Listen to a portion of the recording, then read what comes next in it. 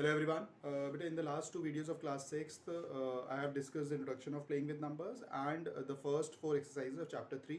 Now in this video, I will be covering the rest of the exercises. Let's start with exercise 3.5. Question number 1 is which of the following statements are true? A part is if a number is divisible by 3, then it must be divisible by 9 also.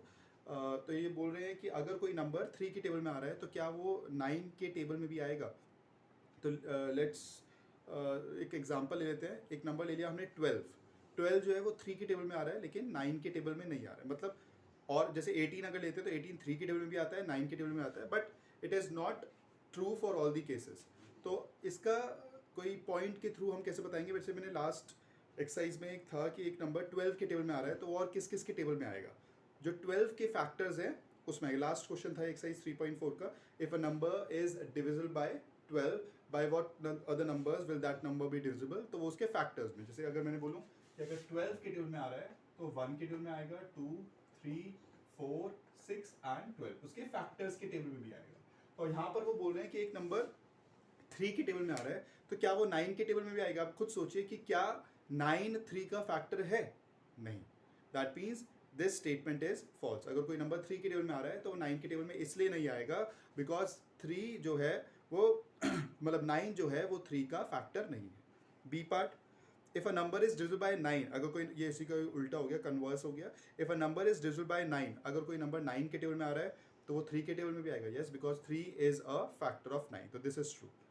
If a number, C part, if a number is divisible by 18, अगर कोई number 18 के table में आ रहा है, ठीक है. If a number is divisible by 18, एक number 18 के टेबल में तब आएगा जब वो 3 और 6 दोनों के में आएगा, ऐसा बोल रहे हैं वो. अच्छा, एक और प्रॉपर्टी थी कि अगर कोई नंबर दो कोप्राइम नंबर्स के टेबल में आता है तो उनके प्रोडक्ट के टेबल में भी आता है. तो are these numbers coprime? No, these numbers are not coprime because इनका एचसीएफ एक तो 1 नहीं है और ये आपस में कट भी होता है. 3 1 3 2, ये 3 के टेबल से कट हो रहे हैं. That means these numbers are not coprime. तो वो प्रॉपर्टी इसमें लगेगी नहीं. दैट मीन्स अगर कोई नंबर 3 के टेबल में आ रहा है और 6 के टेबल में आ रहा है तो जरूरी नहीं है वो 18 के टेबल में आए. Let me give you an example. 12 ले लिया. 12 3 के टेबल में भी आता है, 12 6 के टेबल में आता है, लेकिन क्या वो 18 के टेबल में आता है? नहीं आता. That means it is not true. Next बेटा, D part. If a number is divisible by 9 and 10 both, अगर कोई नंबर 9 के टेबल में भी आ रहा है, 10 के टेबल में भी आ रहा है, तो क्या वो 90 के टेबल में भी आएगा? Same reason, 9 and 10 are coprime numbers, तो वो उनके प्रोडक्ट के टेबल में भी आएगा. दैट मीन्स 9 10s आर 90 के टेबल में आएगा. That means it is true. If two numbers are coprimes, अगर कोई दो नंबर कोप्राइम्स है तो उनमें से at least one of them must be prime. मैंने आपको लास्ट में भी बताया था, लास्ट क्लास में भी, कि अगर कोप्राइम नंबर्स है तो जरूरी नहीं है कि वो प्राइम हो. जैसे मैं एग्जांपल दे देता हूँ, 3 एंड 10 ये दोनों कोप्राइम है, तो क्या ये दोनों प्राइम है? नो, ये प्राइम नहीं है. ये कॉम्पोजिट है और ये प्राइम है. तो जरूरी नहीं है कि कोप्राइम नंबर्स में कि प्राइम ही होंगे, वो कंपोजिट भी हो सकते हैं. तो this is false. All numbers which are divisible by 4, वो सारे नंबर्स जो 4 के टेबल में आते हैं, क्या वो 8 के टेबल में भी आएंगे? नहीं, क्योंकि 8 is not a factor of 4. Same जो बेटा फर्स्ट वाली हो गई. तो this is false. All numbers which are divisible by 8, वो सारे नंबर्स जो 8 के टेबल में आते हैं वो 4 के टेबल में आएंगे. तो this is true because 4 is a factor of 8. H part. If a number exactly divides to numbers, अगर कोई नंबर दो नंबर्स को एग्जैक्टली डिवाइड कर रहा है, जैसे मैं ले लेता हूँ 15 और 25 को, इसको भी 5 डिवाइड कर रहा है और इसको भी 5 डिवाइड कर रहा है. 5 3 15 एंड 5 5 25. तो if a number exactly divide two numbers separately, it must exactly divide their sum. तो क्या वो इन दोनों के सम को भी डिवाइड करेगा? इनका क्या आएगा सम? 40. क्या वो इसको भी करेगा? यस, कर रहा है. 5 8 40, तो करेगा. If a number exactly divides the sum of the two numbers, अगर वो सम को कर रहा है तो क्या वो it must exactly divides the numbers separately. अगर वो कह रहे हैं if a number exactly divides the sum of the two numbers, दो नंबर्स के सम को कर रहा है. जैसे ये कर लेते हैं 27 प्लस 13. 27 प्लस 13 कितना आया? 40. 40 को तो 5 डिवाइड कर रहा है, तो क्या वो इंडिविजुअली इनको करेगा? नहीं करेगा. That means it is not true. ऊपर वाला ट्रू है कि अगर वो दो नंबर्स को इंडिविजुअली मतलब सेपरेटली कर रहा है डिवाइड, तो उनके सम को भी करेगा. लेकिन ऐसा उल्टा ट्रू नहीं है कि अगर वो सम को कर रहा है तो इंडिविजुअली भी हर बार करेगा ही करेगा, तो दिस इज फॉल्स। तो ऊपर वाला ट्रू है, नीचे वाला फॉल्स हो गया। Come to question number 2। Here are two different factor trees for 60. Write the missing numbers. बेटा this is easy. आप देखेंगे 60 की दो ब्रांचेस जा रही हैं, एक जा रही है 6 की तरफ, एक जा रही है 10 की तरफ। 6 में फिर से सब ब्रांचेस बन गई हैं। 6 में एक साइड लिखा हुआ है 2, तो 2 टाइम्स व्हाट इज 6, तो 3 आ जाएगा, वहाँ पे क्वेश्चन मार्क की जगह। अब 10 के नीचे देखिए, 10 के नीचे एक 5 दिया हुआ है, तो 5 टाइम्स व्हाट इज 10, तो 2, तो 2 आ जाएगा वहाँ पर। नीचे 30 दिया हुआ है, 30 टाइम्स व्हाट इज 62, तो वहाँ पर जहाँ पे 60 के राइट साइड में है तो वहाँ पे 2 आ जाएगा। नीचे 30 के नीचे 10 दिया हुआ है, 10 टाइम्स व्हाट इज 33, तो वहाँ 3 आ जाएगा। 10 का ब्रेक किया हुआ है, 10 की जगह आप 2 और 5 लिख दोगे, सिंपल। ठीक है, now come to question number 3। Which factors are not included in the prime factorization of a composite number? कौन से फैक्टर्स एक कंपोजिट नंबर की प्राइम फैक्टराइजेशन में इंक्लूड नहीं होते? ठीक है, तो आप देखिए बेटा, अगर मैं सिर्फ 20 कंपोजिट नंबर है, अगर 20 के प्राइम फैक्टर्स लिखूं तो 1 इंटू 20, 2 इंटू 10, 3 के टेबल में आएगा, 4 5 से 20 एंड 5 4 से तो ऑलरेडी हो चुके हैं। तो factors of 20 are, all the factors of 20 are 1 2 4 5 10 and 20। ये सारे फैक्टर्स 20 के होते हैं, बट क्वेश्चन ये नहीं है। क्वेश्चन उन्होंने पूछा है कि अगर हम कंपोजिट नंबर की प्राइम फैक्टराइजेशन करते हैं तो उसमें कौन से प्राइम फैक्टर्स नहीं आते, कौन से फैक्टर्स नहीं आते हैं सर। अब 20 की प्राइम फैक्टराइजेशन करते हैं, 2 10 2 5 5 1, तो 20 का आया, ये बेटा प्राइम फैक्टराइजेशन करेगा। अब देखिए यहाँ पे तो प्राइम फैक्टर सिर्फ 2 और 5 ही आ रहे हैं, यहाँ पे कौन कौन से आ रहे हैं? एक तो 1 नहीं आ रहा, एक नंबर इटसेल्फ नहीं आ रहा, और कंपोजिट फैक्टर्स नहीं आ रहे। ठीक है, तो कौन से फैक्टर्स इंक्लूड नहीं हो रहे? 1 number itself and the composite factor. Prime factors तो आ रहे हैं क्योंकि ये प्राइम फैक्टराइजेशन है, प्राइम फैक्टराइजेशन का मतलब प्राइम फैक्टर्स आएंगे, तो कौन से फैक्टर्स नहीं आएंगे? कंपोजिट फैक्टर्स नहीं आएंगे। जैसे कौन सा नहीं आया?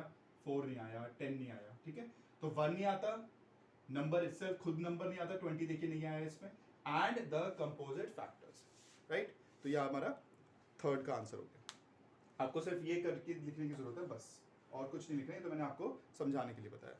क्वेश्चन नंबर 4,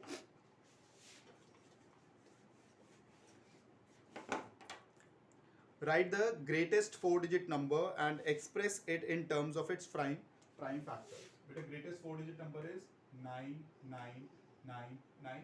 इसकी प्राइम फैक्टराइजेशन करनी है बेटा हमें। सबसे पहले ये 3 के टेबल में आएगा, 3 3 3 3 3, फिर 3 के टेबल में 3 1 1 1 1, फिर बेटा 11 के टेबल में। अब बच्चे यहाँ पे भी गलती करते हैं, यहाँ पे बच्चे लिख देते हैं 11 1 11 11 1 11, ये गलती कर देते हैं। यहाँ पर गलती क्या है बेटा? शुरू में तो आप कितने में डिजिट ले लो, यहाँ पर ये हमने ले लिया 11 1 11, अब उसके बाद हमने 2 डिजिट लिए हैं, तो यहाँ पर 0 लगेगा। फिर बात, अगर आप ऐसे भी करोगे लॉन्ग डिवीजन, 11 0 से 0 1, फिर 1 कैरी, 11 1 से 11, फिर 0 0, ये 1 कैरी, 11 0 से 0, फिर 1 1, 11 1 से 11, कितना आया? 101। अब 101 किससे जाएगा? 101 इज अ प्राइम नंबर, तो सीधा 101 से ही जाएगा। तो आंसर इज दिस। तो prime factorisation of 999 is 3 into 3 into 11 into 101। This is the answer. Clear बेटा? इसका स्क्रीनशॉट ले लीजिएगा। Question number 5, right the smallest 5-digit number and express it in the same. बेटा इसमें हमने लार्जेस्ट का करा है, अब हमें करना है smallest. Fifth question is smallest 5-digit, right? 5-digit is 10,000। 5-digit हो गया बेटा, इसकी प्राइम फैक्टराइजेशन करनी। 2 के टेबल में अगर किसी नंबर को 2 से हमें डिवाइड करना है, दैट मींस उसका हाफ करना है, तो 5000। 5000 का हाफ 2500, 2500 का हाफ 1250, 1250 का हाफ। बेटा इसका इजी करने के लिए बच्चों के लिए, 6 क्लास के बच्चों के लिए इसका इजी करने के लिए पहले क्या है? 1250, तो 1200 का हाफ है 600, 50 का हाफ है 25, तो कितना हो गया? 625। ठीक है, अभी किसके टेबल में? 3 के टेबल में आता है, 3 का डिविजिबिलिटी रूल लगाइए, 6 + 2 8, 8 + 5 13, तो 3 के टेबल में नहीं आ रहा है। नेक्स्ट प्राइम नंबर है, क्योंकि ये प्राइम फैक्टराइजेशन है तो हम इसमें सिर्फ प्राइम नंबर्स लेंगे। 5 के टेबल में आएगा क्योंकि 5 से एंड हो रहा है। 5 1 5, बचे कितना 1, 12 हो गया। 5 2 10, बचे कितना 2, 25 हो गया। 5 5 25, फिर से 5 के टेबल में करेंगे। 5 2 10, 5 5 25, फिर से 5 से करेंगे। 5 5 25, फिर 5 से करेंगे 5। तो 10,000 की प्राइम फैक्टराइजेशन आई। 2 कितना है बेटा, 1 2 3 4, और 5 भी कितना है, तो this is the answer. This is the prime factorization of the smallest 5-digit number. Next, question number 6. Find all the prime factors of 1729 and arrange them in ascending order. Now state the relation, if any, between two consecutive prime factors. तो इन्होंने बोला है कि 1729 की prime factorisation करो।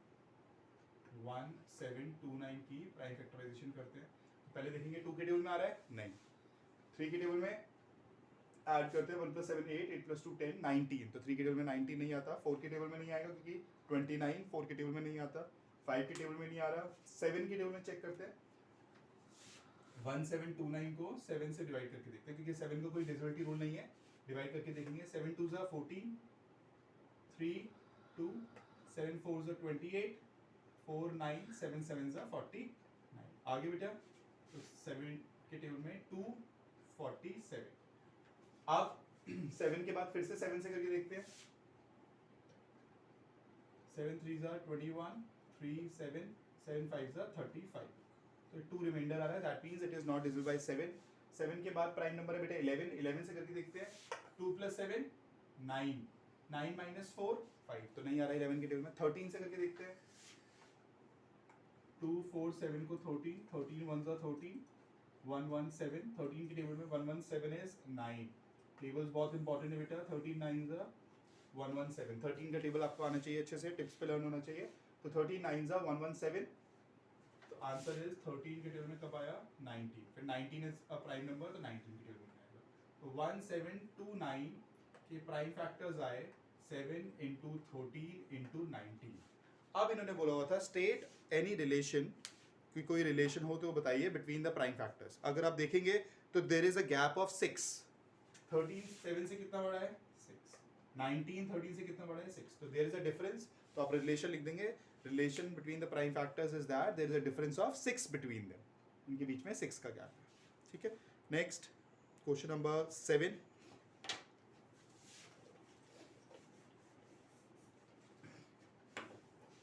The product of 3 consecutive numbers is always divisible by 6. Verify this statement with the help of some examples. तो इन्होंने बोला है कि कोई भी 3 consecutive numbers लीजिए, consecutive मतलब one after the other, और वो हमेशा 6 से divisible होगा। तो ले लेते हैं example, question number this is 7. Let us take the numbers 3, 4 and 5. इनको multiply करते हैं। 3 4s are 12, 12 5s are 60. Is 60 divisible by 6? Yes.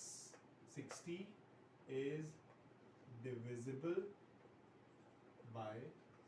ठीक है। और ले लेते हैं 10, 11, 12. 10 × 11 × 12 is 1320. It is also divisible by 6, क्योंकि 2 के टेबल में भी आ रहा है, 3 के टेबल में आ रहा है, तो ये 6 के टेबल में आएगा। दैट मीन्स हमने 2 एग्जाम्पल्स दे दिए, तो ये वेरीफाई हो गया। Next, 8th, the sum of 2 consecutive odd numbers. 2 consecutive odd numbers का sum अगर हम लेते हैं तो it is always divisible by 4. Question number 8, हम ले लेते हैं 15 and 17. तो 15 और 17 का sum निकाला, that is 32. Is 32 divisible by 4? Yes. ठीक है। आप एक और एग्जाम्पल ले लेंगे, 49 और 51 ले लो, क्योंकि हमें कंसेक्यूटिव लेने हैं। तो 49 और 51 is 100. 100 is also divisible by 4, ठीक है। Next, question number 9. Question number 9 तो देखिए बेटा ओरली हो जाएगा। In which of the following expressions prime factorization has been done. आपको बेटा ABCD 4 पार्ट्स दिए हुए हैं, उसमें आपको बताना है किस केस में प्राइम फैक्टराइजेशन हुई है। First number is A part is 24. 24 is 2 × 3 × 4. अब तो यहाँ पे देखिए प्राइम फैक्टराइजेशन की फर्स्ट मतलब जो मेन प्रॉपर्टी है वो ये होनी चाहिए कि सारे प्राइम नंबर्स होने चाहिए। तो is 4 a prime number? No, that means ये गलत हो गया, ये प्राइम फैक्टराइजेशन नहीं है। 56 में देखेंगे 7 × 2 × 2 × 2 सारे प्राइम नंबर्स हैं और सबको मल्टीप्लाई करके देखिए 56 आ रहा है। 7 2 14, 14 2 28, 28 2 56, दैट मीन्स इसमें है। C part 2 5s are 10, 10 7s are 70 and all are prime numbers. That means it is correct. 54 में भी आप देखेंगे 2 into 3 into 9 लिखा हुआ है and 9 is not a prime number. That means it is not the prime factorization of 54. तो गलत हो गया. क्वेश्चन नंबर 10 बेटा बहुत इंपॉर्टेंट है, ध्यान से समझेंगे. इसका थोड़ा आइडिया मैंने आपको लास्ट क्लास में भी दिया था, एक बार ध्यान से समझेंगे. Determine if 25110 is divisible by 45. क्या 25110 45 से डिविजिबल है? अब 45 का डिविजिबिलिटी रूल तो बताया ही नहीं है, हमें तो 11 तक ही बताया. बट मैंने आपको बताया था कि आप किसी भी नंबर, बड़े नंबर का भी डिविजिबिलिटी रूल निकाल सकते हैं, उसको दो कोप्राइम नंबर्स का प्रोडक्ट बना के. अब 45 आप सोचिए कि 45 किन दो नंबर्स को मल्टीप्लाई करके आएगा, बट वो दोनों नंबर्स कोप्राइम होने चाहिए. 45 का हमें चेक करना है, तो 45 9 और 5 9 45. अच्छा बोलोगे 3 into 15 भी ले सकते हैं. 45 को हम 3 into 15 भी ले सकते हैं. But are 3 and 15 coprime? No, 3 and 15 बेटा कट हो जाते हैं. 3 5 50, तो they are not coprime, they are coprime. तो हम 45 का डिविजिबिलिटी रूल किससे निकालेंगे? 5 और 9 से. अगर ये नंबर 5 से डिविजिबल हो गया, अगर ये नंबर 9 से, दोनों से डिविजिबल हो गया 5 और 9, तो 45 से भी हो जाएगा. 5 से किसे करेंगे? 110. क्या ये डिविजिबल है 5 से? लास्ट में क्या है? 0 तो होगा, तो यस. उसके बाद 25110 9 से डिविजिबल है, चेक करते हैं. 2 + 5 7, 7 + 1 8, 8 + 1 9, यस. तो it is divisible bye, therefore का सिंबल होता है 25110 is divisible by 45 because it is divisible by 5 and 9, and we know that if a number is divisible by two co-prime numbers, then it is also be divisible by their product. Next, question number 11.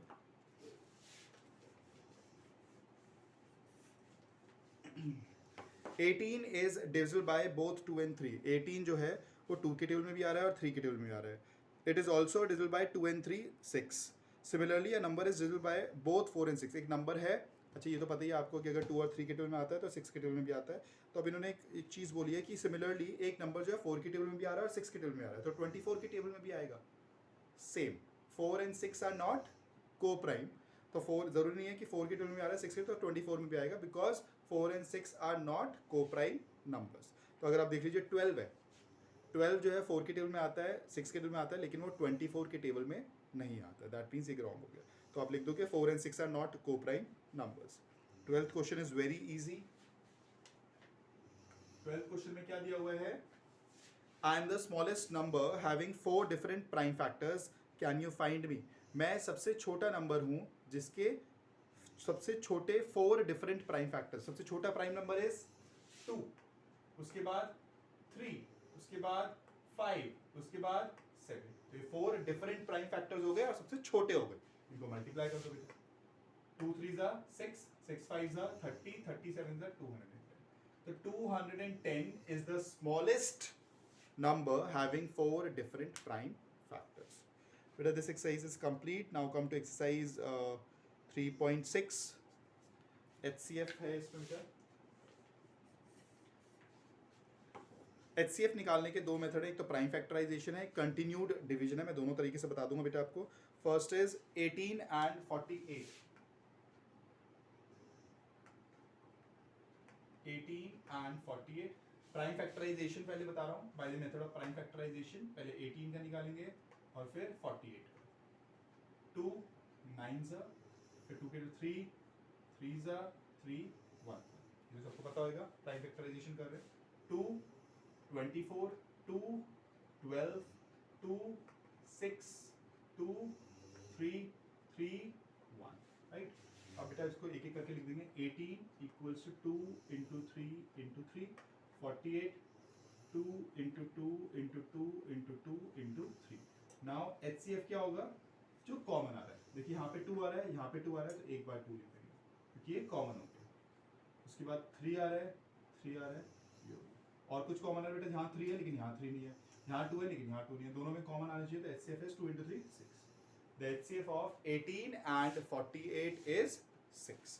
That means अगर आप mind में भी करने की try करो, सबसे पहले कि माइंड में कैलकुलेट करो कि हमें ऐसा नंबर निकालना है सबसे बड़ा नंबर, हाईएस्ट, क्योंकि HCF की फुल फॉर्म होती है हाईएस्ट कॉमन फैक्टर या ग्रेटेस्ट GCD भी बोलते हैं, ग्रेटेस्ट कॉमन डिवाइजर, लेकिन आपकी बुक में अभी HCF है। तो आपको सबसे बड़ा फैक्टर ढूंढना है, सबसे बड़ा नंबर ढूंढना है जो इन दोनों को डिवाइड कर रहे हैं, ठीक है। अगर आप बोलोगे 2 के टेबल में आ रहे हैं, 2 के टेबल में आते तो हैं, लेकिन वो सबसे बड़ा नंबर नहीं है।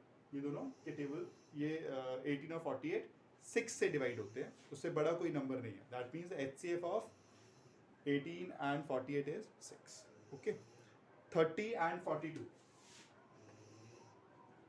आप खुद सोचिए बेटा, 30 और 42 ऐसा कौन सा नंबर है जो 30 और 42 दोनों को डिवाइड करेगा? आप बोलोगे 2 भी है, 2 से भी हो रहा है, 3 से भी हो जाता है, 3 10 30, 3 14 42, और 5 से नहीं हो रहा है, 6 5 30, 6 7 42, 6 से बड़ा नहीं, तो 6 ही है सबसे बड़ा, तो HCF इसका 6 ही है। लेकिन हमें शो करके दिखाना है, तो कैसे करेंगे? इसे मैं बेटा कंटिन्यू डिवीजन से बता रहा हूँ, सिंपल सा मेथड है। आप ऐसे बनाओगे, सबसे बड़ा नंबर अंदर 30 बाहर, ठीक है। 30 1 ज़ा 30, 30 2 ज़ा 60, तो बड़ा हो जाएगा, 30 1 ज़ा 30, माइनस करके आ गया 12। अब क्या करोगे? ये डिवीजन, क्योंकि इसका मेथड है कंटिन्यू डिवीजन, तो डिवीजन कंटिन्यू होती रहेगी। अब ये 12 यहाँ पे लिख दिया माइनस करके, अब ये वाला 30 कहाँ आ जाएगा? नीचे इधर इस साइड, ठीक है। अब 12 1 ज़ा 12, 12 2 ज़ा 24, 12 3 ज़ा 36, तो बड़ा हो गया 12 2 ज़ा 24, 30 माइनस 24 इज 6, और फिर से कंटिन्यू हो जाएगा, 12 इधर आ जाएगा, 6 2 ज़ा 12। जिस जगह पर रिमाइंडर आपका जीरो आ जाए, यहाँ पे रिमाइंडर 0 आ गया, उसका जो डिवाइजर होगा, लास्ट डिवाइजर, वो आपका HCF हो जाएगा। ये नहीं होगा आंसर, कंफ्यूज मत होना, हमेशा हम क्वेश्चन में लिखते हैं answer, but in this case the last divisor जिस पर रिमाइंडर 0 आ रहा है वो हमारा HCF होगा, तो HCF इज 6। क्लियर बेटा? ऐसे ही करने, एक मैं आपको 3 नंबर्स वाला करके दिखा देता हूँ। दैट G पार्ट देखिए,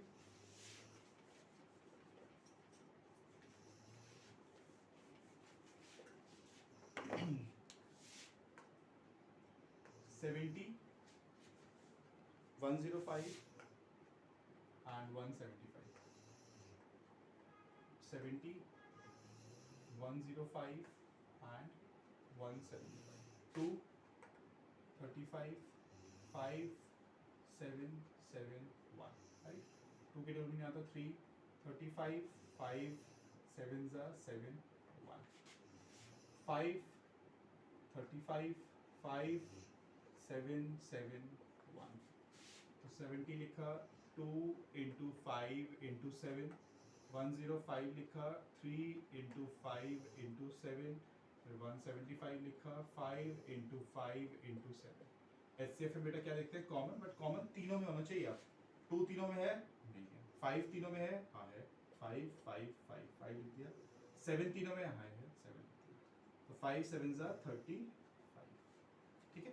अच्छा एक चीज़ और, अगर आप देखें कि तीनों में कुछ भी कॉमन नहीं आ रहा है, कोई भी कॉमन प्राइम फैक्टर नहीं है जो कॉमन आ रहा है, तो वहाँ पर HCF 0 नहीं हो जाएगा।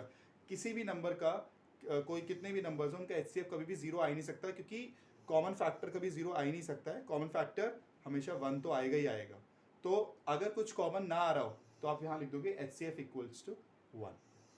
अगर कॉमन कुछ ना आ रहा हो तो आप क्या लिख दोगे? HCF इक्वल्स टू 1, ठीक है। तो ये तो हो गया 3 नंबर्स का प्राइम फैक्टराइजेशन। 3 नंबर्स का लॉन्ग डिवीजन से भी एक बार आपको करके दिखा देता हूँ, कंटिन्यू डिवीजन से। 91 112 and 49, I think this is H part. 91 112 and 49, कोई से भी 2 नंबर ले लेंगे बेटा। पहले आप ये वाले ले लेते हैं, 112 और 91, वैसे आप कोई भी ले सकते हो, कोई प्रॉब्लम नहीं। 112 और 91 ले लिया मैंने, ठीक है। 49 सबसे छोटे वाले को छोड़ दिया मैंने। 91 और 112, 91 1 ज़ा 91, 91 2 ज़ा तो बड़ा ही हो जाएगा, 182 आएगा। 91 1 ज़ा 91, माइनस किया, 2 माइनस 1 11 माइनस 1 2, ओके। तो यहाँ पर 91 इधर आ जाएगा। 21 1 ज़ा 21, 21 2 ज़ा 42, 21 times 3 is 63, 21 times 4 is 84, 21 times 5 is 105, बड़ा हो गया। तो 21 4 ज़ा 84, माइनस किया बेटा, 7 आ गया। अब ये 21 इधर आ गया, 7 टाइम्स 3 is 21, तो HCF कितना आ गया आपका? 7। अब क्या करना है, जो इन दोनों का HCF आया उसको इसके साथ सॉल्व करना है, 49 के साथ। अब यहाँ 49 लिखा और यहाँ 7 7 7 ज़ा 49, तो लास्ट डिवाइजर आपका क्या आया? 7। HCF ऑफ इन तीनों नंबर्स का 91 112 एंड 49 का कितना आया? 7। सिंपल। पहले तो आप 2 बड़े नंबर्स का निकालो, उनका जो HCF आएगा उसको दूसरे जो बचेगा नंबर उसके साथ निकाल लेंगे। नाउ कम टू क्वेश्चन, बेटा रेस्ट ऑफ द पार्ट्स अपने आप ट्राई करिएगा. Question number 2 is what is the HCF of two consecutive numbers. मैंने आपको बताया था लास्ट टाइम भी, अगर आप दो कंसेक्यूटिव नंबर्स लेते हो 5 और 6, कोई भी दो, 100 और 101 ले लो, 999 और 1000 ले लो, 1 लाख 200 और 1 लाख 201, ये सारे कंसेक्यूटिव नंबर्स हैं. तो इनका एचसीएफ क्या आएगा? इनके बीच में कोई भी कॉमन फैक्टर नहीं आएगा except 1. That means the HCF of two consecutive numbers is 1. Right. उसके बाद है what is the HCF of two consecutive even numbers. अगर कोई भी दो इवन नंबर लोगे 4 एंड 6, तो इनका अगर आप एचसीएफ निकालोगे तो 2 आएगा. ये दोनों 2 के टर्म में आएंगे. तो HCF of two consecutive even numbers is, कहीं से भी कोई भी दो कंसेक्यूटिव इवन नंबर्स लोगे तो उनका हमेशा एचसीएफ 2 ही आएगा. Next is HCF of two consecutive odd numbers. Odd numbers लोगे 5 एंड 7, तो उनका एचसीएफ 1 ही आएगा. तो एचसीएफ ऑफ कोप्राइम नंबर्स भी 1 आता है, HCF of two consecutive numbers भी 1 आता है, HCF of two consecutive odd numbers भी 1 आता है, but HCF of two consecutive even numbers 2 आएगा. ठीक है. Now question number 3, HCF of co-prime numbers 4 and 15 was found as follows by factorization. हमने दो co-prime numbers 4 और 15 का HCF निकाला. तो 4 के प्राइम फैक्टर्स आए 2 into 2 और 15 के प्राइम फैक्टर्स आए 5 into 3. तो कुछ भी कॉमन नहीं आ रहा. तो एक बच्चे ने क्या लिख दिया, HCF उनका 0. बट मैंने आपको पहले बताया अगर कुछ कॉमन नहीं आता है तो HCF हम 0 नहीं लिखेंगे, HCF क्या लिखेंगे, 1. ठीक है. तो इसमें लिखा is the answer correct, no. If not what is the correct HCF? Correct HCF will be 1. Next is LCM.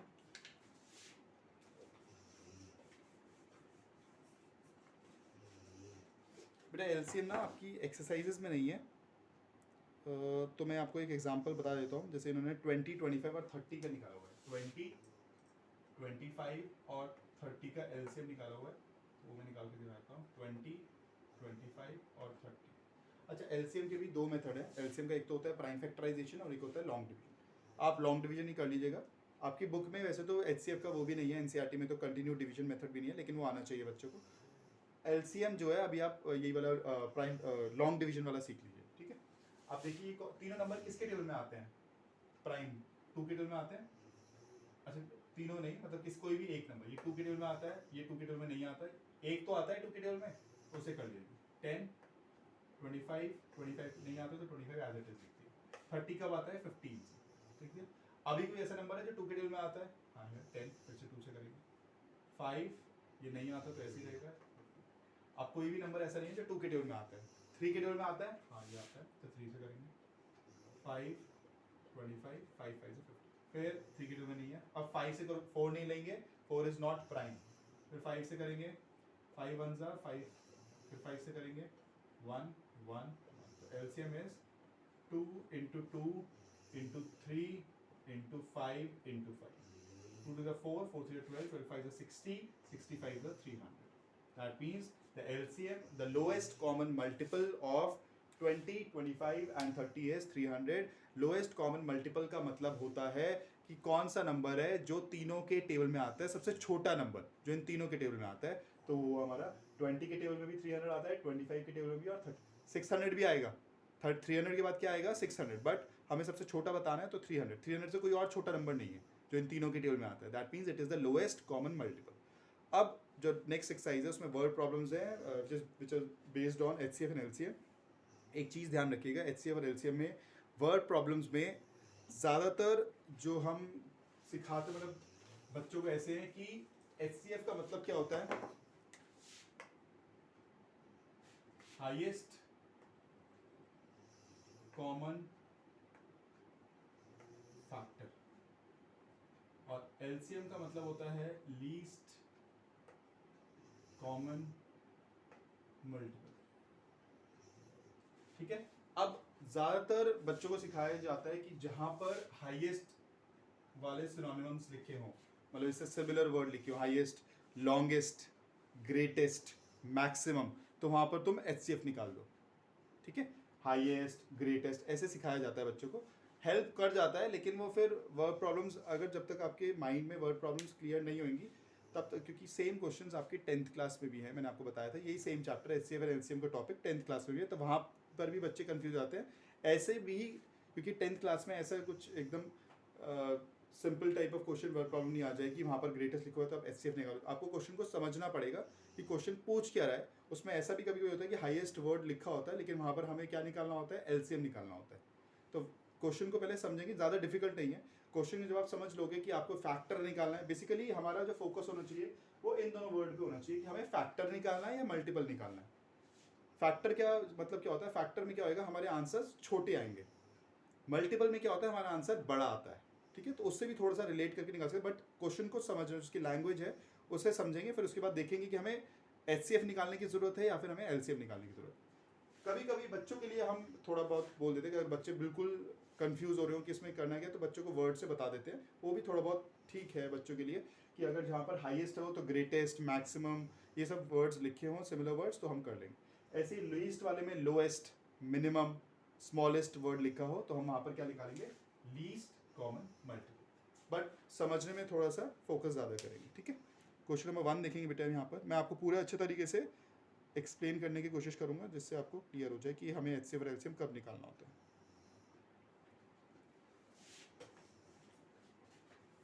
Question number 1 exercise 3.7। Renu purchases 2 bags of fertiliser. Renu ने 2 बैग्स खरीदे, एक ये बैग हो गया और एक ये बैग हो गया। एक का वेट है 75 kg और एक का वेट है 69 kg। ठीक है, find the maximum value of weight which can measure the weight of the fertiliser exact number of time. अब इन्होंने बोला कि रेनू ने 2 बैग्स खरीदे फर्टिलाइजर के, एक का है 75 kg वेट और एक का है 69। अब हमें मैक्सिमम, अब वहाँ पर मैक्सिमम लिखा है तो बच्चों का जो मेन अटेंशन जाएगी वो वर्ड पे ही जाएगी, वो समझने की कोशिश भी नहीं करेंगे कि क्या मतलब है क्वेश्चन का। मैक्सिमम लिखा है तो एचसीएफ निकाल दो, लेकिन मैं समझा रहा हूँ, एक बार ध्यान से समझेंगे क्या लिखा हुआ है। Find the maximum value of weight, उस वेट की मैक्सिमम वैल्यू निकालो जिससे उन दोनों को हम वे कर सके एग्जैक्ट नंबर ऑफ टाइम्स। ठीक है, इसका क्या मतलब है, जैसे मैं आपको एक सिंपल सा छोटे नंबर से एग्जांपल देता हूँ। जैसे एक है 10 kg और एक है 12 kg। ठीक है, अब मेरे पास जो शॉपकीपर है जिससे हमने लिया है फर्टिलाइजर, जो भी है, उसके पास बट्टे रखे होते हैं, वो होते हैं ना जिसमें वेट जो होता है 1 किलो लिखा होता है। आप शॉप पे जाते हो लिखा होता है वहाँ पर, जहाँ पे आप राशन वगैरह खरीदते हो तो वहाँ पर लिखा होता है 1 kg 2 kg वेट्स रखे होते हैं ना। तो उन्होंने वो पूछा है कि मैक्सिमम क्वांटिटी उस वेट की क्या हो ताकि वो एग्जैक्ट नंबर ऑफ टाइम्स हो। अगर सपोज उसके पास 1 kg का भी रखा है, ऐसा कुछ होता है, वो 1 kg ऐसा कुछ रखा होता है, आपने देखा होगा बच्चों, ऐसे कुछ रखा होता है। फिर 2 kg का भी रखा है उसके पास ऐसे कुछ। ठीक है, उसके पास 3 kg का भी रखा है, ऐसा कुछ रखा हुआ, उसके पास 5 kg का भी रखा है, ऐसा कुछ। ठीक है, तो इनमें से इतने रखे हुए और भी हैं, मतलब इतना मैंने बता दिया। इनमें से कौन सा वेट है, सबसे बड़ी वैल्यू किसकी है। अच्छा, इससे हो जाएगा, इससे अगर वो करूंगा तो ऐसे कितने रखने पड़ेंगे, 10 बार करना पड़ेगा, इसको 12 बार करना पड़ेगा, इसको करेंगे तो 5 ये रखने पड़ेंगे, और ये कितने रखने पड़ेंगे, 6। ये वाला ये नहीं हो पाएगा क्योंकि 3 3 3 फिर 10 नहीं हो पाएगा, 12 वाला हो जाएगा, ये हो जाएगा, ये भी नहीं होगा। तो कौन सा है मैक्सिमम, कौन सा है, ये सबसे बड़ा वेट कौन सा है, 2 kg, जो इन दोनों को एग्जैक्ट नंबर ऑफ टाइम्स, मतलब एग्जैक्ट क्वांटिटी, मतलब उसको पूरा मेजर कर देगा। तो हमारा आंसर क्या है, 2 kg। अब सेम देखिए हमने करा क्या है, हमने 10 के फैक्टर्स निकाले और 12 के फैक्टर्स निकाले, और उन फैक्टर्स में से सबसे बड़ा नंबर आया वो आंसर हो गया। 10 के फैक्टर्स देखोगे 1 2 5 और 10, और 12 के फैक्टर्स देखोगे 1 2 3 4 6 एंड 12। तो सबसे बड़ा नंबर जो दोनों में कॉमन है वो 2 है, तो 2 is the highest common factor, मतलब एचसीएफ। तो क्वेश्चन का क्या मतलब था कि ऐसा नंबर ढूंढो जो इन दोनों नंबर्स को कंप्लीटली डिवाइड कर दे, मतलब इसका फैक्टर हो। तो आपको और एक तरीका और है, फैक्टर एक तो वर्ड आ गया तो एचसीएफ निकालना है, मल्टीपल जहाँ पर वर्ड आता है वहाँ पर हम एलसीएम निकालते हैं। अच्छा, एक चीज़ और, हमारा जो आंसर आएगा तो क्या वो 10 और 12 से बड़ा आएगा, नहीं, छोटा ही आएगा। ऑब्वियसली हम, अगर मुझे 10 किलो वेट नापना है तो 15 किलो का तो वो लूँगा नहीं। ठीक है, तो आंसर छोटा ही आएगा। तो जब आंसर छोटा आना होता है ना, तो वहाँ पर हम एचसीएफ निकालते हैं। जहाँ पर हमें लगे कि हमारा 10 और 12 से आंसर बड़ा ही निकलेगा, तो वहाँ पर हम क्या निकालते हैं, एलसीएम। ठीक है, अब इस क्वेश्चन में भी बेटा सेम थिंग करना है। तो हमें बेसिकली, आपको मैंने बता दिया लॉजिक, अब हमें क्या करना है, इन दोनों का एचसीएफ निकालना है। तो एचसीएफ निकालने के लिए क्या करेंगे, हम 75 का निकाल लेते हैं, 3 25, 5, 5, 5 and 1. 69, 3, 23, 23, 1.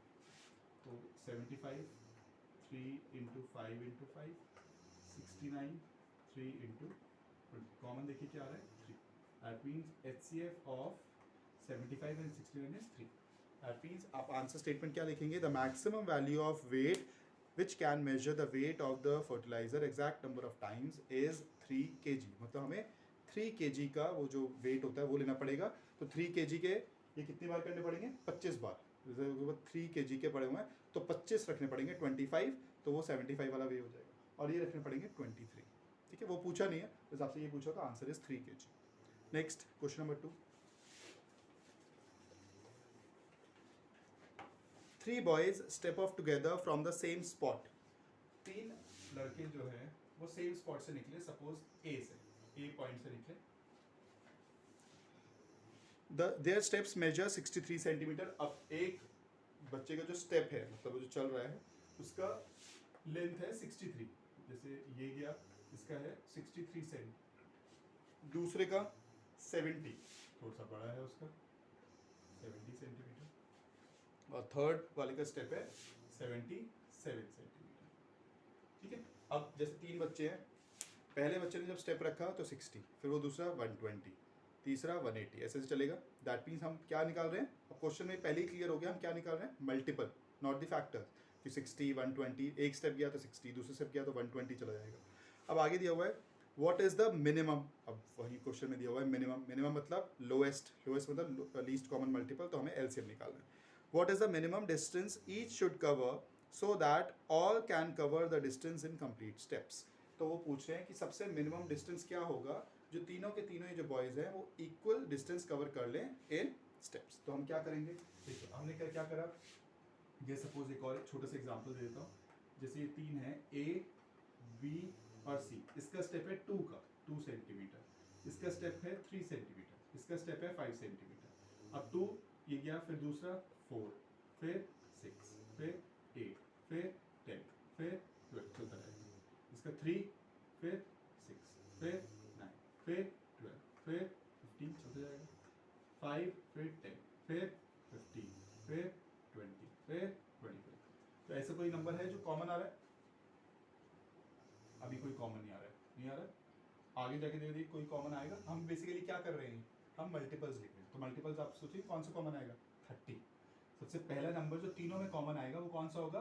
30. दैट मीन्स जब तक वो 30 सेंटीमीटर तक दूर जाएंगे तो तीनों आपस में वो मिल लेंगे. दैट मीन्स ये चलेगा, मतलब इसके स्टेप ज़्यादा हो जाएंगे, इसके थोड़े कम होंगे, इसके बिल्कुल ही कम होंगे. That means after 30 centimetre minimum distance 30 centimetre हो गया जब वो तीनों आपस में इक्वल डिस्टेंस कवर कर लेंगे. तो दैट मीन्स हम क्या निकाल रहे हैं? एलसीएम. हम मल्टीपल्स ढूंढ रहे हैं. तो अब यहाँ पर भी 63, 70 और 77 का एलसीएम निकाल देंगे. पहले 2 के टेबल में 70 आता है, 2 से करेंगे. 35, ये 77, फिर 2 के टेबल में कोई नहीं आता, 3 के टेबल में आता है 63, 21, 35, 77, फिर 3 के टेबल में 7, 35, 77, फिर 5 के टेबल में 7, 5, 77, फिर 5 के टेबल में 7, 1, 77. बेटा फिर 7 से करेंगे.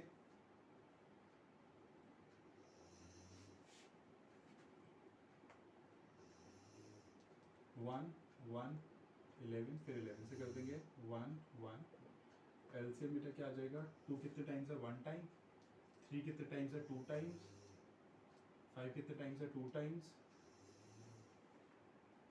फिर 7 is 1 time, फिर 11.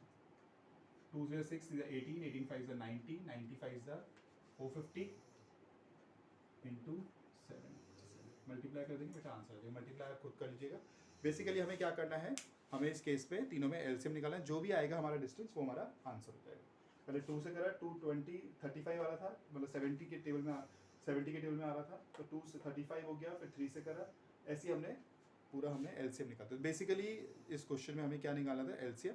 जो भी आंसर आएगा उतना डिस्टेंस आप लिख दोगे. It is the minimum distance each should cover so that all can cover the distance in complete steps. चलिए मल्टीप्लाई भी कर देता हूँ. 77 into 45, 5 7s are 35, 3 5 7 35, 38, 4 7s are 28, 2 4 7 28, 30, 5 6 4 3 3 4 6 5 0 centimetre. I think यही है, एक बार चेक करें कुछ गलती तो नहीं। एक मिनट, एलसीएम कुछ बड़ा है, एक बार चेक कर लेते बेटा। 63 70 एंड 77, 2 63, यहाँ पे कैरी फॉरवर्ड हो गया, मेरे कुछ नंबर स्किप ना हो गया। फिर 3 21 35 77, 3 7 35 77, 5 7 5 77, 5 7 1 11 7, यही आ रहा है। 2 3 3 5 5, 2 3 3 5 5 7 11, 2 3 6 18, 18 5 90, 90 5 450, 450 into 77। ठीक है, next.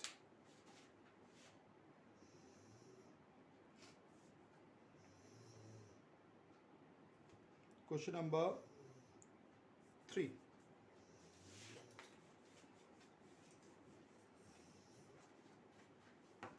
The length, breadth and height of a room are 825 centimeter, 675 centimeter and 450 centimeter respectively.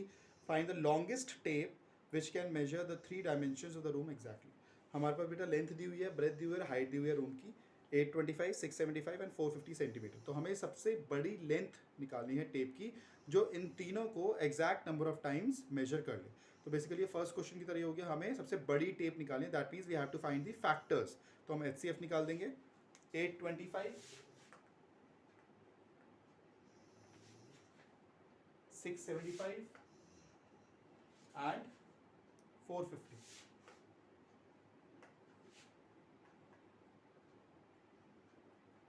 5 की टेबल से बेटा करेंगे, 5 1 जा 5 16, 5 फिर 5 से करेंगे, 5 3 जा 15, 5 3 जा 15, फिर 5 3 से करेंगे, 3 11 जा, फिर 11 से करेंगे। ठीक है, नेक्स्ट इज 675, 6 7 13, 3 की टेबल से 3 2 6, 2 5, फिर 3 की टेबल से 3 7 21, फिर 5 की टेबल से 15, फिर 5 की टेबल से 3, फिर 3 की टेबल से 1, 9 5 45। ठीक, नेक्स्ट इज 450, 2 2 25, फिर 3 75, फिर 3 25, फिर 5, फिर 5। ठीक है, तो 825 equals to 5 into 5 into 3 into 11, 675 equals to 3 into 3 into 5 into 5 into 3, 450 equals to 3, 2 into 3 into 3 into 5 into 5। Now HCF 2 नहीं है तीनों में, 5 ये रहा 5, ये रहा 5 एंड ये रहा 5, तो 5 आगे बेटा, 5 एक और तीनों में है, ये रहा 5, ये रहा 5, ये रहा 5, उसके बाद 3 तीनों में, ये रहा, ये रहा, ये रहा 3, और कुछ कॉमन नहीं। तो 5 5 से 25, 25 3 से 75 सेंटीमीटर। तो 75 centimetre is the length of the longest tape which can measure the three dimensions of the room exactly। ठीक है, हमने HCF निकाल दिया बेटा तीनों का। Question number 4।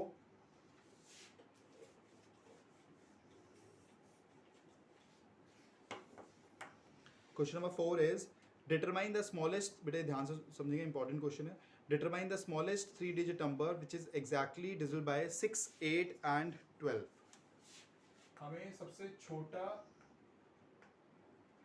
3 डिजिट नंबर निकालना है जो इन तीनों से डिवाइड हो जाए। सबसे छोटा 3 डिजिट नंबर जो 6 से भी डिवाइड हो जाए, 8 से भी डिवाइड हो जाए, 12 से भी डिवाइड हो जाए। तो अगर क्वेश्चन होता है कि determine the smallest number, 3 digit नहीं लिखा होता, determine the smallest number which is exactly divisible by 6 8 and 12, तो हम क्या करते हैं, इन तीनों का एलसीएम निकाल देंगे। अभी भी वही करेंगे, 6 8 और 12 का एलसीएम निकाल देंगे। 2 3 4 6, 2 1 2 3 2 3, फिर 2 से करेंगे 3 1 3, फिर 3 से किया 1 1 1, एलसीएम आ गया 2 into 2 into 2 into 3, that is 24। But हमने देखा कि क्वेश्चन से तो मैच कर नहीं रहा, क्योंकि क्वेश्चन में बोला हुआ है कि हमें स्मॉलेस्ट 3 डिजिट नंबर निकालना है, बट ये हमारा 3 डिजिट नंबर नहीं है। तो 24 के बाद कौन सा आएगा जो इन तीनों को डिवाइड, तीनों के टेबल में आए? 48। 48 के बाद बेसिकली हम क्या कर रहे हैं, 24 का टेबल रीड कर रहे हैं। तो एक तो वही ये है कि 24 का टेबल रीड कर लो, 24 48 72 96 और 120, जैसे ही 3 डिजिट नंबर आए तो वो हमारा आंसर हो जाएगा 120। अब आपको अगर दूसरा वे करना है तो एक जो करेक्ट वे है वो ये है कि सबसे हमारा जो स्मॉलेस्ट 3 डिजिट नंबर है वो क्या है, 100। ठीक है, 100 को आप एलसीएम से डिवाइड करो। ठीक है, क्या आया, 24 4 जा 96, ये आया, और यहाँ पे 4 आ गया। अब आप क्या करेंगे, आंसर निकालने के लिए 100 में रिमाइंडर माइनस कर दोगे और ये प्लस कर दोगे। जो भी आपका 3 डिजिट नंबर है, ये है मतलब, उसमें आप रिमाइंडर को तो क्या कर दोगे, माइनस, और ये क्या कर दोगे, प्लस। तो 100 माइनस 4 इज 96, 96 प्लस 24 इज 120। क्योंकि अगर वो यहाँ पर इस केस में आपसे ग्रेटेस्ट मतलब स्मॉलेस्ट 4 डिजिट नंबर पूछ लेते तो आपकी टेबल जो है बहुत बड़ी हो जाती, मतलब चलती रहती। तो this is a better way to find out the answer. तो आप क्या करोगे, पहले जो भी आपका एलसीएम आया उसको स्मॉलेस्ट 3 डिजिट नंबर से डिवाइड करके उसे हम जो भी स्मॉलेस्ट 3 डिजिट नंबर है उसको आप पहले रिमाइंडर माइनस करिए और डिवाइजर प्लस कर दीजिए। ठीक है, एक सेम क्वेश्चन ऐसे ही बेटा नीचे भी है, वो भी एक बार देखेंगे। Question number 5, determine the greatest 3 digit number exactly divisible by 8 10 and 12। अच्छा, अब यहाँ पे भी आप बोलोगे कि यहाँ पे भी तो ग्रेटेस्ट लिखा है, यहाँ पे भी तो ग्रेटेस्ट में फिर एचसीएफ निकाल देंगे। ऊपर वाले में तो स्मॉलेस्ट था, चलो एलसीएम निकाल दिया था, लेकिन ऐसे वाले क्वेश्चंस में हमारा दोनों ग्रेटेस्ट में भी और स्मॉलेस्ट में भी एलसीएम ही निकलेगा। तो फिफ्थ क्वेश्चन में क्या है कि determine the greatest 3 digit number exactly divisible by 8 10 and 12। तो 8 10 और 12 का पहले हमने क्या किया, एलसीएम निकाले। 8 10 और 12, 2 4 जा 2 5 जा 2 6 जा 2 2 जा 2 5 2 3, फिर 2 1 5 3, then 3 1 5 1, then 5 1 1 1। एलसीएम आ गया 2 इंटू 2 इंटू 2 इंटू 3 इंटू 5, 120। अब 120 सबसे बड़ा 3 डिजिट नंबर तो है नहीं, तो आप क्या करोगे, वही आप सबसे बड़ा कौन सा है, 999, 999 को 120 से डिवाइड करोगे एलसीएम से। तो 120 1 जा 120, 128 जा आएगा 960, कितना आया, 960, 9 से बड़ा हो जाएगा इसलिए लिया, तो 9 और 39। अब स्मॉलेस्ट वाले में ही हमने क्या करा था, जब स्मॉलेस्ट 3 डिजिट नंबर निकाला था हमने 100 में से ये माइनस किया था और ये प्लस किया था। इस बार क्या करोगे, बस यही माइनस करना और कुछ नहीं करना। तो 999 में से 39 माइनस कर दोगे तो आंसर इज 960। इस बार ये प्लस नहीं करना है, क्लियर। स्मॉलेस्ट वाले में करना है, ग्रेटेस्ट वाले में नहीं करना। Now come to question number 6।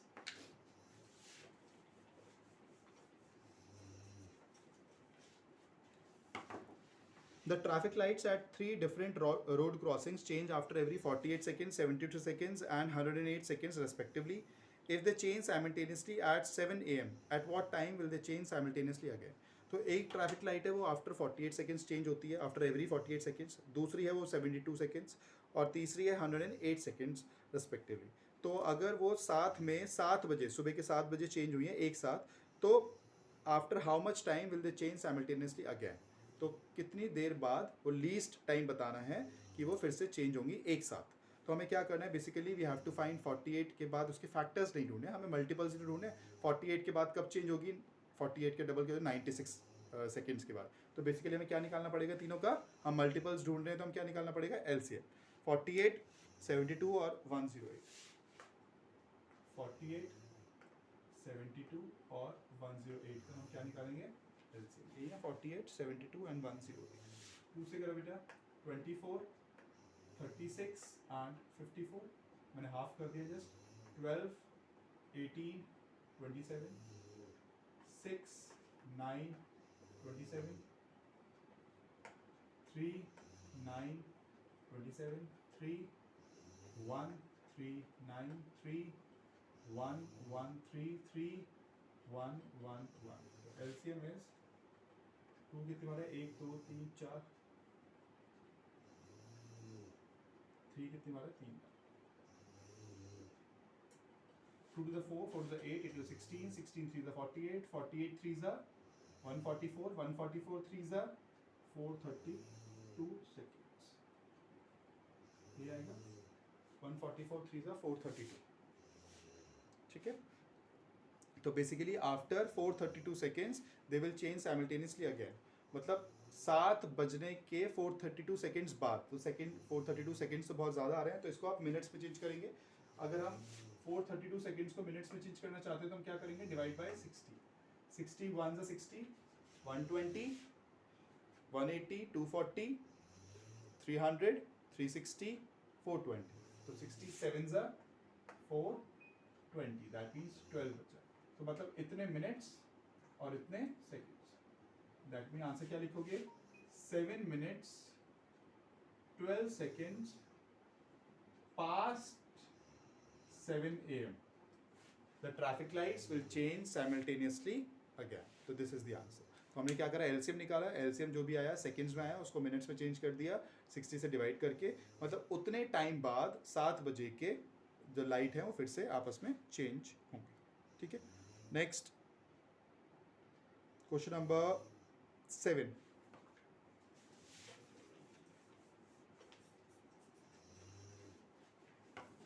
Three tankers contain 403 liters, 434 liters, and 465 liters of diesel respectively. Find the maximum capacity of a container that can measure the diesel of the three containers exact number of times. Same as question number 1.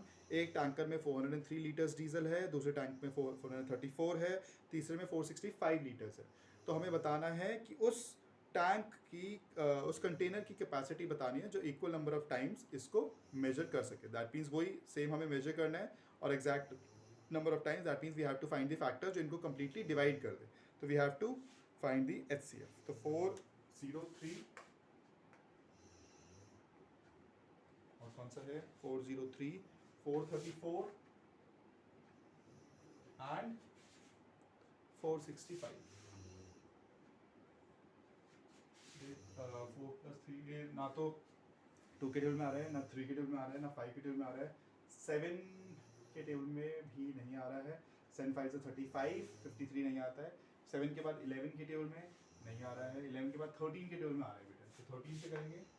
13 3 ज़ा 39 बचा 1 13 में 30. ये आ गए इसके तो 13 × 13.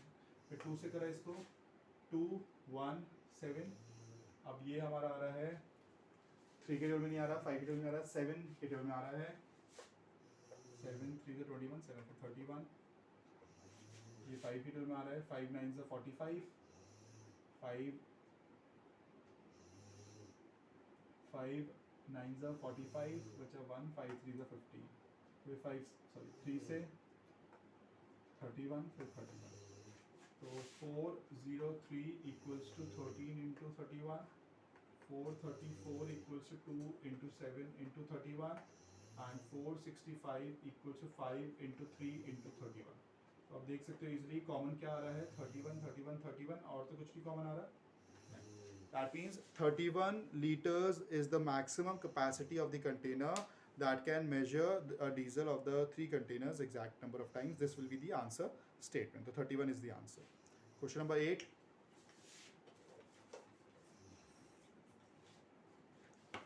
Find the least number which when divided by 6, 15 and 18 leave remainder 5 in each case. तो आपको ऐसा ये भी बेटा इंपॉर्टेंट क्वेश्चन है.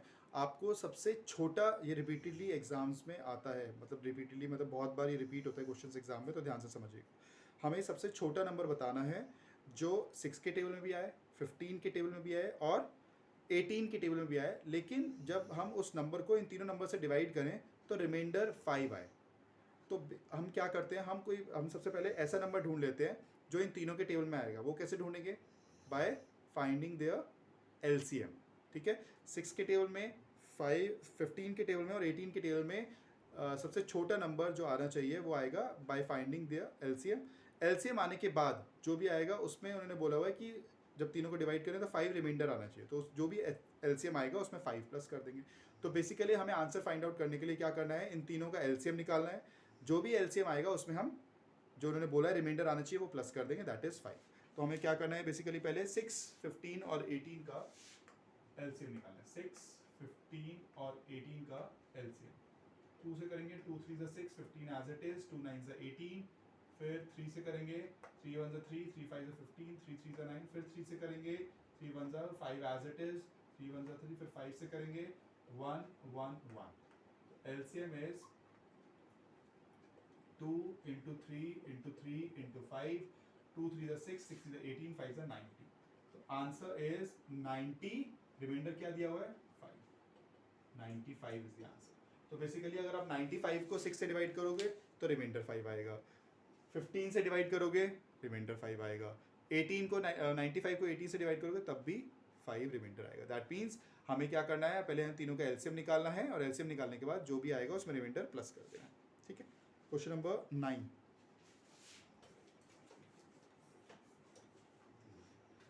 Ninth is find the smallest 4-digit number which is divisible by 18, 24 and 32। बेटा ये सेम क्वेश्चन है आपका फोर्थ क्वेश्चन की तरह, उसमें भी यही था, उसमें 3 डिजिट था, इसमें 4 डिजिट है। तो ये ध्यान से समझ लेंगे एक बार और।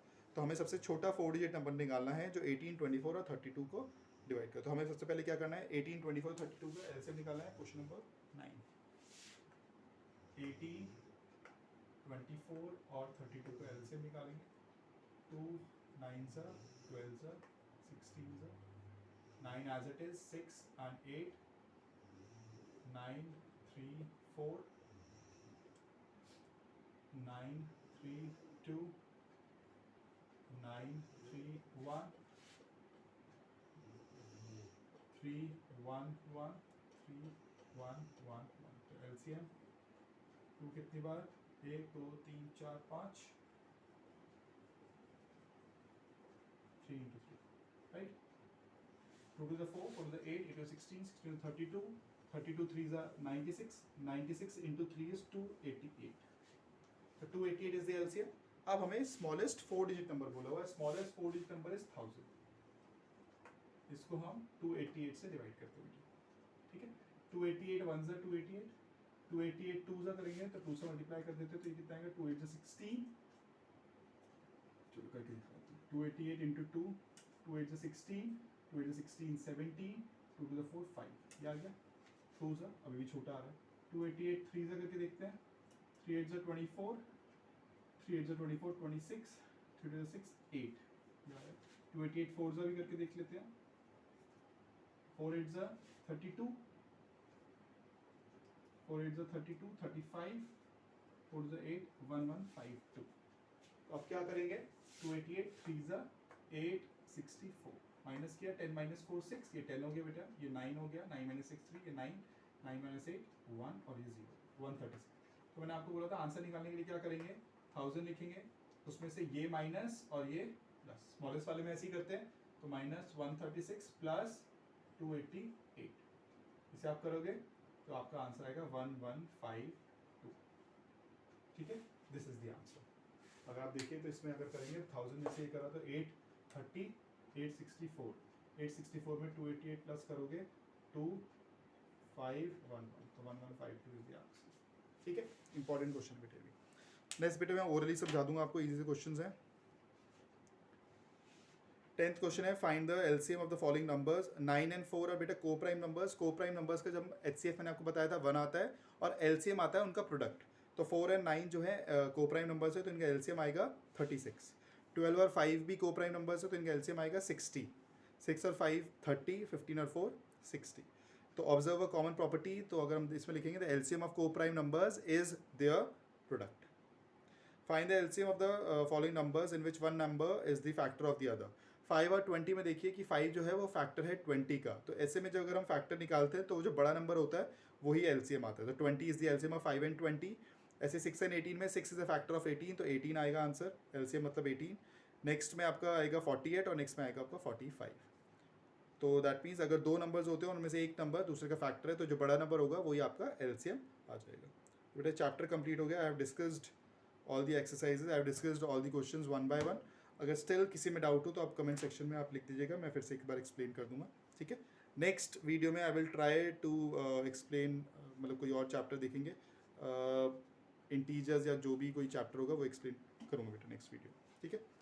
Thank you so much everyone, bye bye, take care.